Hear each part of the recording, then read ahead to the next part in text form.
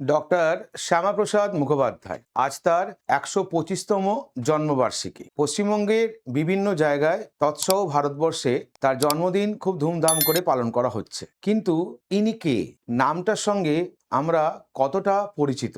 তার ভারতের ইতিহাসের অবদানই বা কি? তিনি কি বঙ্গভঙ্গের নায়ক নাকি পশ্চিমবঙ্গের রক্ষাকর্তা? এই সমস্ত যাবতীয় প্রশ্নের উত্তর আজকে আমরা এই ভিডিওতে পাবো। তাই ভিডিওটা এন্ড পর্যন্ত দেখতে হবে এবং ভিডিও শেষে অবশ্যই নিজের মূল্যবান বক্তব্য লিখতে ভুলবে না। নমস্কার, আমি Prakash Mukherjee. Welcome to Edu Knowledge YouTube channel. আজকে আমরা এনার সম্পর্কে, এনার অবদান সম্পর্কে টোটালটাই আজকে আমরা জানবো, কিন্তু তার আগে একটুখানি বলে নিতে হবে আমাদের এডু নলেজ অ্যাপে এই মুহূর্তে মিশন বেঙ্গল মহাপ্যাক, যেটা কিনা 1 সাবস্ক্রিপশন ফর অল এক্সাম চলছে, যার প্রাইস ৩,৭৯৯ টাকা এবং যার ভ্যালিডিটি ১৮ মাস। এছাড়া আমাদের WBCS ২০২৫ এক্সামকে ফোকাস করে ফাউন্ডেশন ব্যাচ প্রাইস ২,৮৯৯ টাকা, গ্রাম পঞ্চায়েত ফাউন্ডেশন ব্যাচ প্রাইস ১,০৯৯ টাকা, মিসলেনিয়াস প্রিলিমস ব্যাচ প্রাইস ১,৪৯৯ টাকা। এছাড়া WBCS এর অপশনাল হিস্ট্রি, জিওগ্রাফি এবং পলিটিক্যাল সায়েন্স 3টে সাবজেক্ট আমরা এই মুহূর্তে এনেছি এবং প্রত্যেকটার ইন্ডিভিজুয়াল প্রাইস ১৭৯৯ টাকা করে। যাদের মনে হচ্ছে এডু নলেজ চ্যানেলের সাথে বা এডু নলেজ অ্যাপের সাথে নিজের প্রিপারেশনকে আরেকটু বুস্ট আপ করতে চাও, তারা as early as possible batch purchase করে জয়েন করো। না, এই মুহূর্তে আমাদের কোনো অফার চলছে না। অফার যদি দেওয়া হয় অবশ্যই তোমাদেরকে জানিয়েই দেওয়া হবে। তাই ৩০শে জুন পর্যন্ত আমাদের যে অফার ছিল, এই মুহূর্তে এখনো পর্যন্ত অর্থাৎ এই ভিডিওটা পর্যন্ত অফারের তেমন কোনো খবর কিন্তু নেই। তাই যারা মনে করছো প্রিপারেশন নেবে, আমাদের ফাউন্ডেশন ব্যাচ লঞ্চ রয়েছে, তারা তাড়াতাড়ি ব্যাচ জয়েন করতে পারে। এছাড়া এই সপ্তাহ থেকে অর্থাৎ কিনা আজ সোমবার, এই সোমবার থেকেই বলতে পারো গ্রাম পঞ্চায়েতের মক টেস্ট কিন্তু চালু হয়ে যাচ্ছে। টোটাল 20খানা মক টেস্ট তোমরা কিন্তু দিতে পারবে যারা কিনা ব্যাচ পারচেস করছো তাদের জন্য। গ্রাম পঞ্চায়েতের মক টেস্ট অবশ্যই কিন্তু সবাই বা প্রত্যেকে মকগুলো দেবে এবং ফিডব্যাক দেবে যে কেমন আনসার হচ্ছে বা কি লেভেলের প্রশ্ন তোমরা ফেস করছো। যদি কারোর কোথাও কোনো হেল্প লাগে, তার জন্য আমাদের একটা হেল্পলাইন নাম্বার দেওয়া রয়েছে। তারা হেল্পলাইন নাম্বারে ফোন করে নিজেদের কোয়ারি বা ডাউট ক্লিয়ার করতে পারো। প্লে স্টোরে যাবে, এডু নলেজ অ্যাপটাকে ডাউনলোড করবে, সেখান থেকে তুমি তোমার ব্যাচ এনরোল করবে। ওয়েবসাইট, এটা আমাদের ওয়েবসাইট, এটার মাধ্যমেও তুমি ক্লাস করতে পারো। চলে আসবো আজকের টপিকে। শ্যামাপ্রসাদ মুখোপাধ্যায়কে এক নজরে যদি ভাবতে হয়, তাহলে ইনি ছিলেন ভারতীয় জনসংঘের প্রতিষ্ঠাতা, ভারতের প্রথম শিল্প ও সরবরাহ মন্ত্রী, কলকাতা বিশ্ববিদ্যালয়ের সর্বকনিষ্ঠ উপাচার্য, এক দেশ এক বিধান আন্দোলনের মুখ।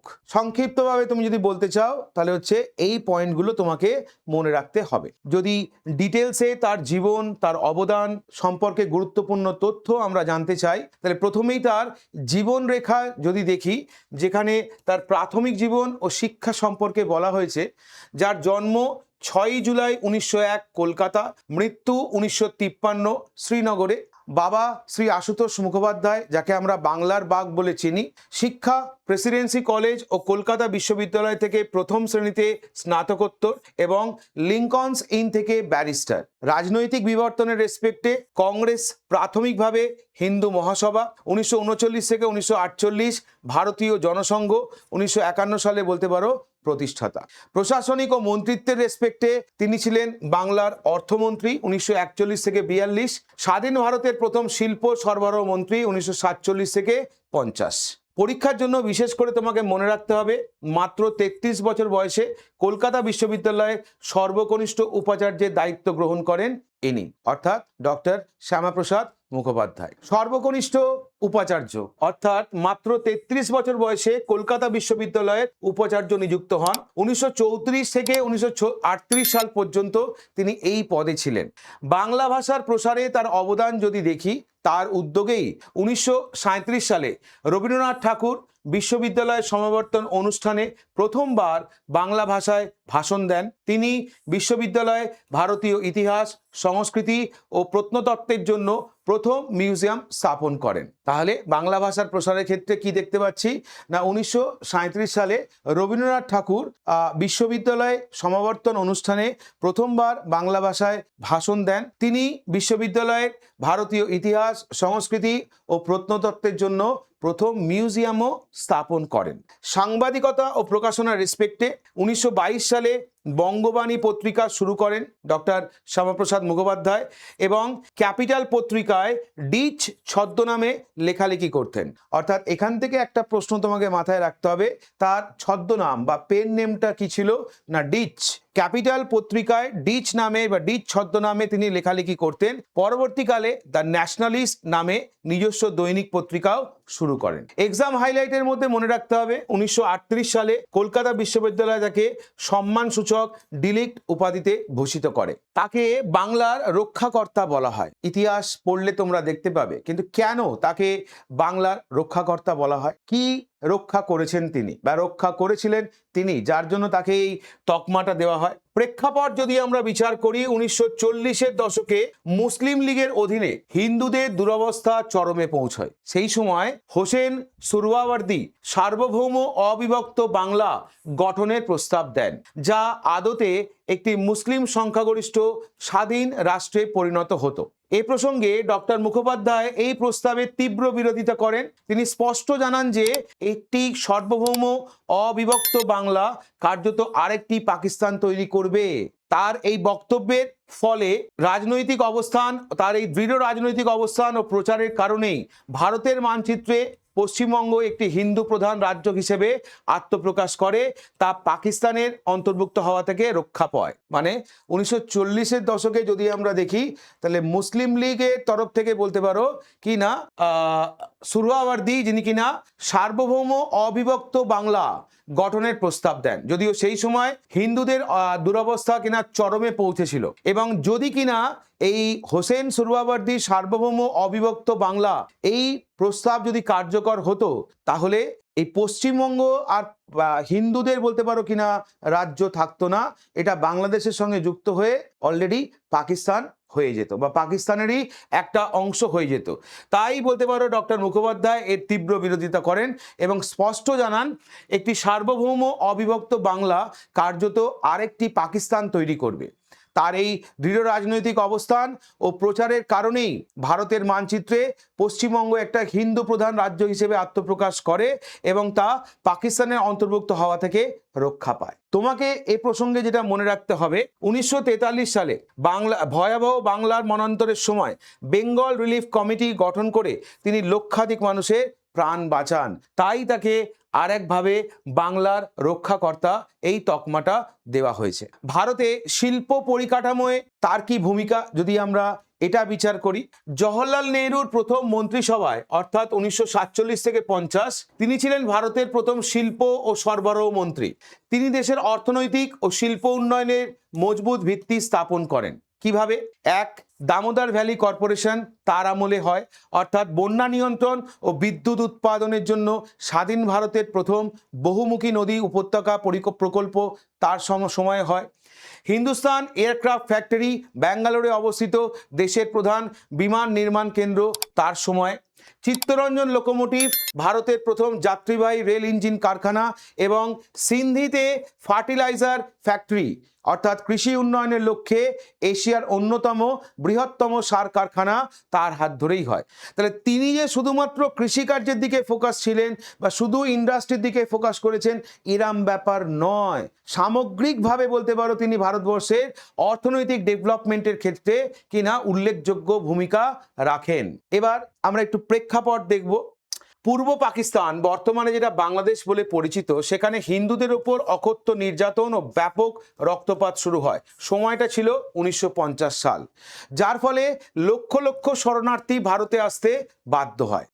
সংখ্যালঘু নিরাপত্তার জন্য ভারত ও পাকিস্তানের মধ্যে দিল্লি চুক্তি স্বাক্ষরিত হয়, যা কিনা ডক্টর মুখোপাধ্যায় এই চুক্তিকে সম্পূর্ণ অবাস্তব ও সংখ্যালঘুদের প্রতি প্রতারণা বলে মনে করেন। এর ফলাফলটা কি হয়? এর ফলাফল বা প্রতিবাদ স্বরূপ 1950 সালে এপ্রিল মাসে তিনি নেহেরুর মন্ত্রিসভা থেকে পদত্যাগ করেন।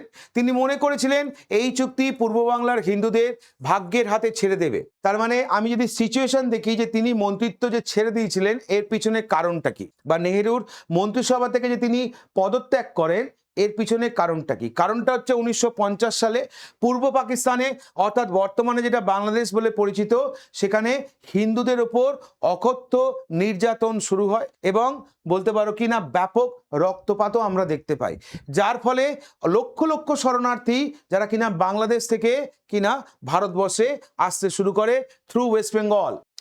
সংখ্যালঘু নিরাপত্তার জন্য ভারত ও পাকিস্তানের মধ্যে দিল্লি চুক্তি স্বাক্ষরিত হয়, যেটাকে ডক্টর মুখোপাধ্যায় কখনো এটা মানেননি বা সম্পূর্ণ অবাস্তব বা সংখ্যালঘুদের প্রতি প্রতারণা বলে মনে করেন, এবং তিনি এই চুক্তির প্রতিবাদ স্বরূপ 1950 সালের এপ্রিল মাসে নেহেরুর মন্ত্রিসভা থেকে পদত্যাগ করেন। তিনি মনে করেছিলেন এই চুক্তি পূর্ব বাংলার হিন্দুদের ভাগ্যের হাতে ছেড়ে দেবে, অর্থাৎ এই যে চুক্তি, এই চুক্তির ফলে আলটিমেট কোনো কিছু বেনিফিট হবে না, ভগবানের ভরসায় মানে হিন্দুদের বলতে পারো ছেড়ে দেওয়া, এবং সেটাকে মান্যতা দিয়ে তিনি নেহেরুর মন্ত্রিসভা থেকে পদত্যাগ করেন। ভারতীয় জনসংঘের প্রতিষ্ঠাতা বা প্রতিষ্ঠা যদি আমরা ইতিহাসটা দেখি, তাহলে প্রতিষ্ঠাতা হচ্ছেন ডক্টর শ্যামাপ্রসাদ মুখোপাধ্যায়। তারিখ হচ্ছে 21শে অক্টোবর 1951, যার মূল লক্ষ্য ছিল, অর্থাৎ কিনা এই জনসংঘ প্রতিষ্ঠার মূল লক্ষ্য কি ছিল? কংগ্রেসের বিকল্প হিসেবে একটা সর্বভারতীয় জাতীয়তাবাদী রাজনৈতিক দল এবং তুষ্টিকরণের রাজনীতির অবসান ঘটানো, মানে তোষামোদ করা রাজনীতির অবসাদ ঘটানো, যেটা ঠিক সেটা ঠিক, যেটা ভুল সেটা ভুল। তার জন্য নিজেকে টিকে থাকতে হবে বলে অন্যকে তোষামোদ করার চরমতম বিরোধী ছিলেন ডক্টর মুখোপাধ্যায়, আর তাকে যোগ্য সাহায্য করেছিলেন রাষ্ট্রীয় স্বয়ংসেবক সংঘের শ্রী গুরুজি গোলওয়ালকর, তার সঙ্গে পণ্ডিত দীনদয়াল উপাধ্যায় এবং অটল বিহারী বাজপেয়ীর মতো বলতে পারো তরুণ নেতাদের নিয়ে তৈরি এই দল, যে দল তাকে বলতে পারো প্রতিষ্ঠা দেয় এবং প্রথম নির্বাচনেই বলতে পারো সফলতা আসে। 1952 সালের প্রথম সাধারণ নির্বাচনে ভারতীয় জনসংঘ লোকসভায় 3টি আসন লাভ করে। Doctor Mukhopadhyay national Democratic party গঠন করে বিরোধীদের একজোট করেন। তাহলে এই হচ্ছে এই জনসংঘ প্রতিষ্ঠার ব্যাকগ্রাউন্ড বা হিস্ট্রি। তিনি মানে তার মোটো ছিল ক্লিয়ার, কি না এক দেশ মে দো বিধান, দো প্রধান और दो निशान नहीं चलेगा। কোন ঘটনার পরিপ্রেক্ষিতে? না তখন কাশ্মীর ভারতের হয়েও ভারতের নয়, সেদিকে উল্লেখ করে ডক্টর মুখোপাধ্যায়ের বক্তব্য ছিল একই দেশে দুটো বিধান, দুটো প্রধান আর দুটো নিশান মানে দুটো পতাকা থাকতে পারে না। কাশ্মীর প্রসঙ্গে বা ক্রাইসিস যদি আমরা দেখি, সেই সময় জম্মু কাশ্মীরে প্রবেশের জন্য ভারতীয় নাগরিকদের পারমিট নিতে হতো।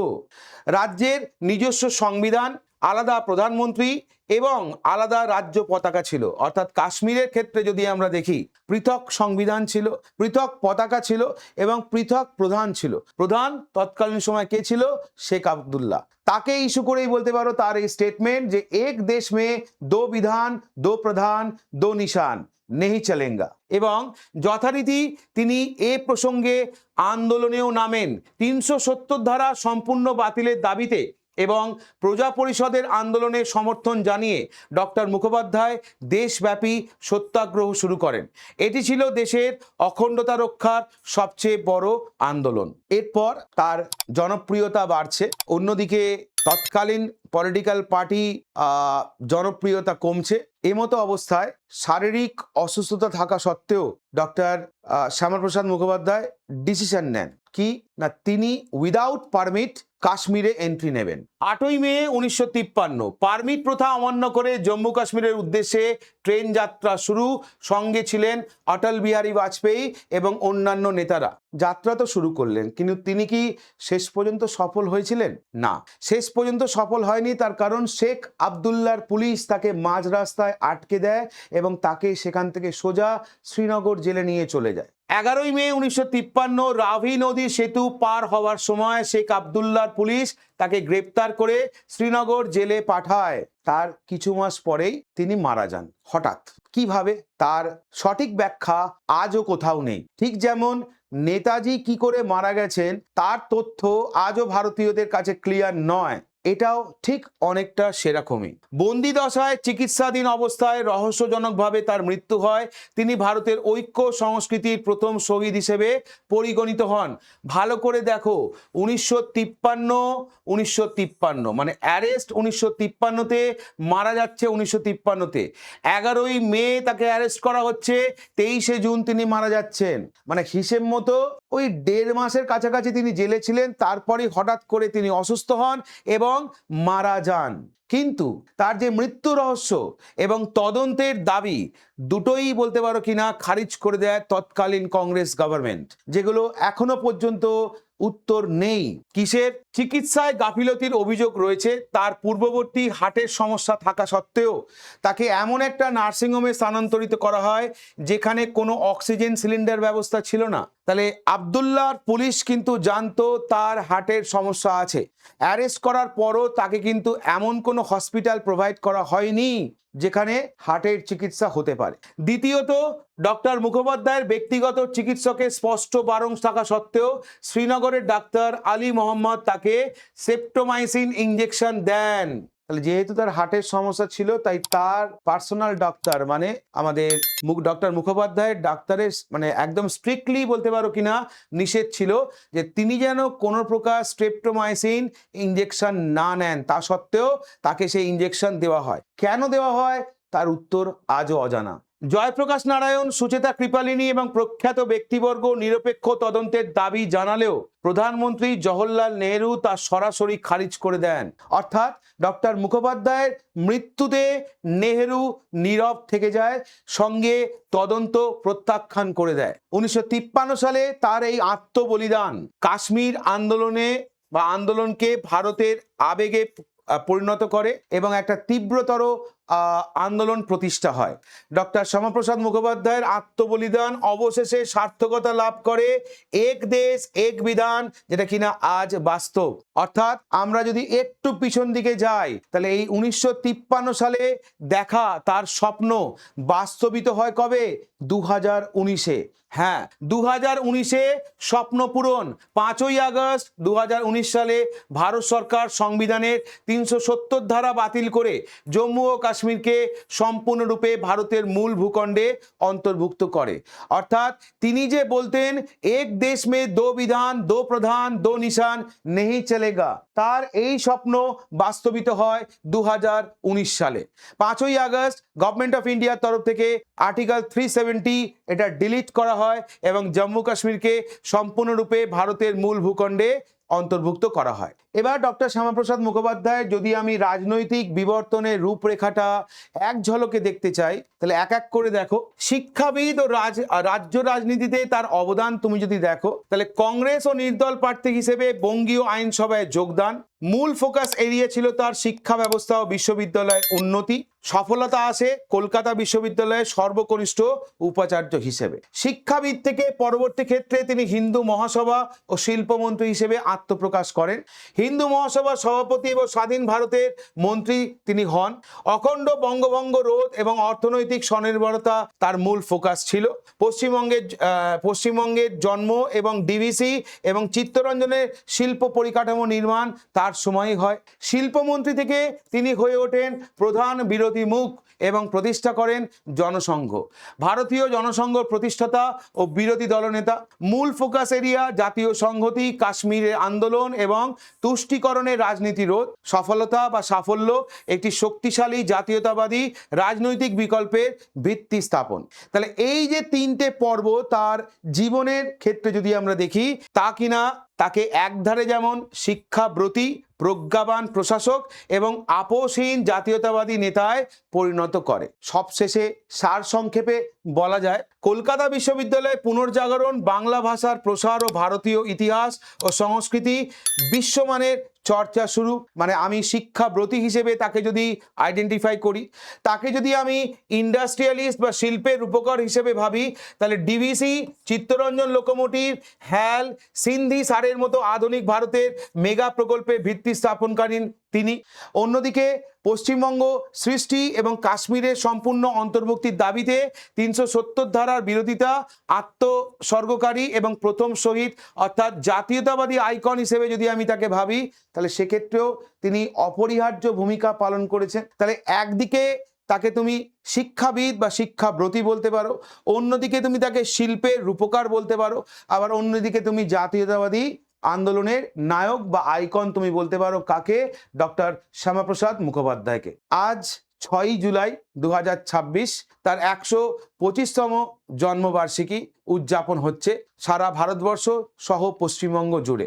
ভিডিওটা দেখার পর তোমরা অবশ্যই তোমাদের কমেন্ট সেকশনে লিখতে জানাবে না তোমরা তাকে কি চোখে দেখছো বা দেখো। আজ এই পর্যন্তই, দেখা হবে আবারও একটা ভিডিও নিয়ে তোমাদের সাথে। Thank you.